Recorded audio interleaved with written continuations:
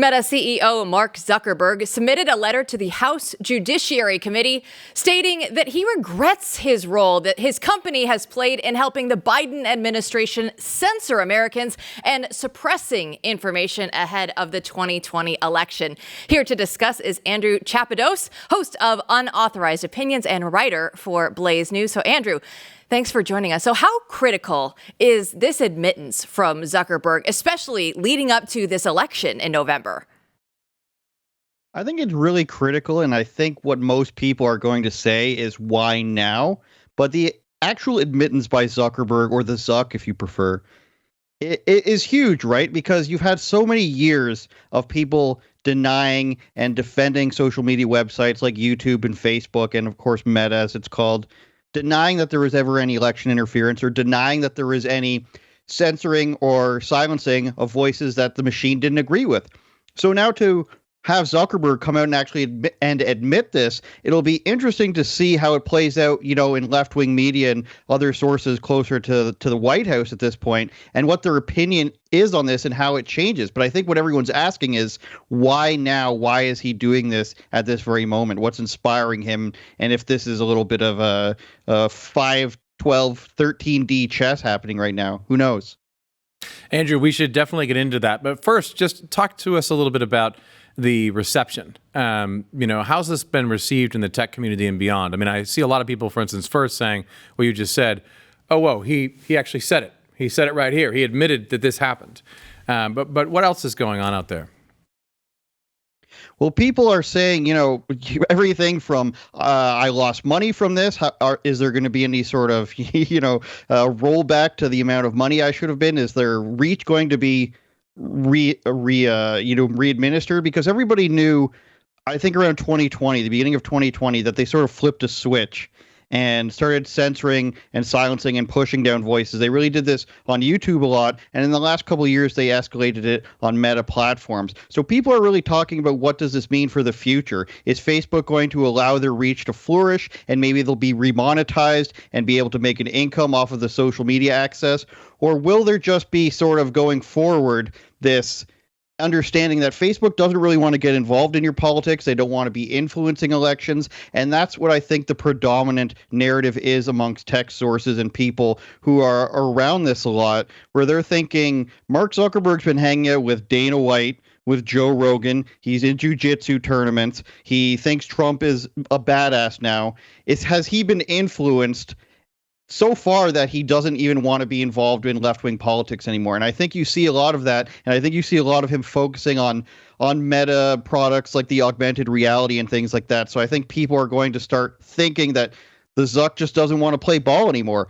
But on the other hand, other people, and I think you heard Patrick Bet-David say this, what is he doing? Is he trying to set himself up? Is he trying to get out ahead of a whistleblower of some kind? Or is he just playing ball because he thinks Trump's going to get in? So there's a lot of questions, but I think people are starting to think that Zuckerberg doesn't want to be involved in, very high-level politics anymore. That's all great, but when you look at it, this actually did happen at Facebook, right? This did happen, even if Zuck wants to get away from it right now. So how is this letter going to come about and maybe even just try and change some of Facebook's reputation? It would have to be something drastic. I think we can't just say, just because he's admitted this, he's a saint now, or he completely believes something different, because this is stuff that people knew. They knew the Hunter Biden laptop wasn't a Russian conspiracy. They knew that the COVID vaccine talks, or even the memes that were taken down around it, weren't harmful. They knew that the other research from other doctors who were banned off of everything, everybody kind of knew, who wanted to know, that stuff shouldn't have been taken down. Lab leak theory and everything like that. So I think it remains to be seen how far Zuckerberg's willing to go to repair that reputation. He most of the time, I think when he goes to Congress or to some sort of hearing, he's focused on making memes. I think that's probably what his people tell him. Sip your water. I think that stuff is all coordinated. I think it's to make a distraction, to take the focus off of what he's actually there for, which in the past has been the censorship he's now admitting.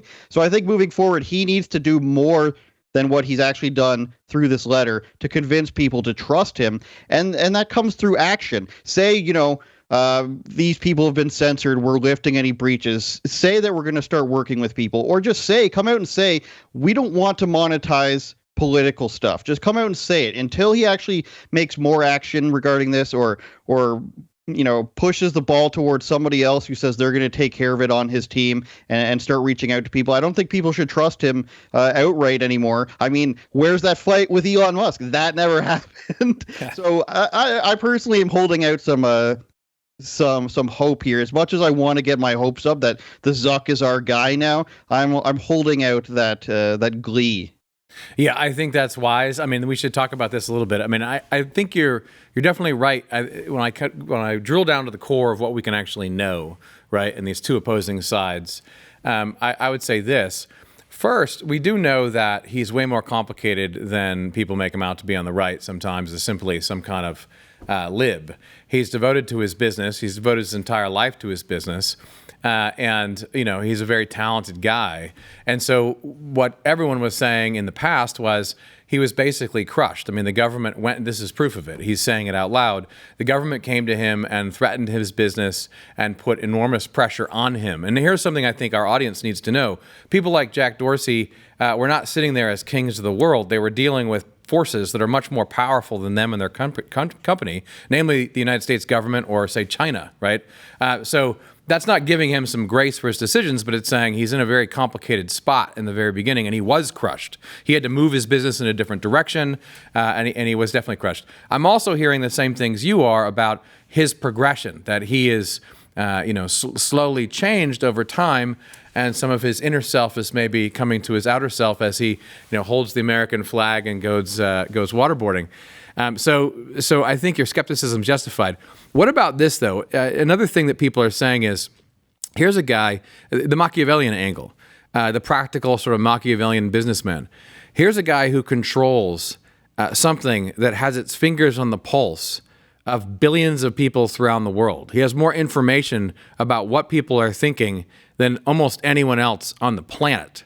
And maybe this is a sign that he's predicting what's going to happen in the fall.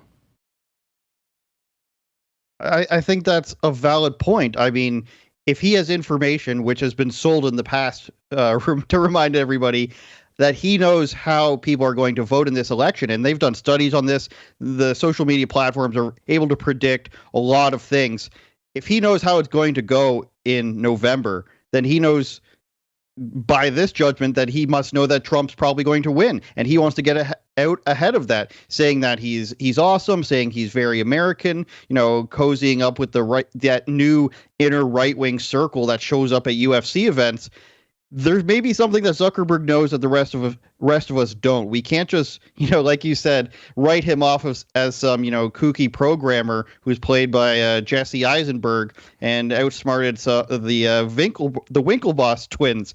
This is a guy who's got access to a ton of information that the regular folk do not have. He's got billions of dollars. He can go anywhere and talk to anybody. And he is saying that the government that's in power right now pressured him and told him to take things down and told him to censor things. That's a huge criticism to make of the president and the people in the White House right now. And for him to do that would make you think that he knows that they're not going to be in power for much longer. Because why else would he do that unless it's just some, spur of the moment or, pre-planned thing where he's coming into being a better person and he's just growing as an individual and he wants to help free speech all of a sudden.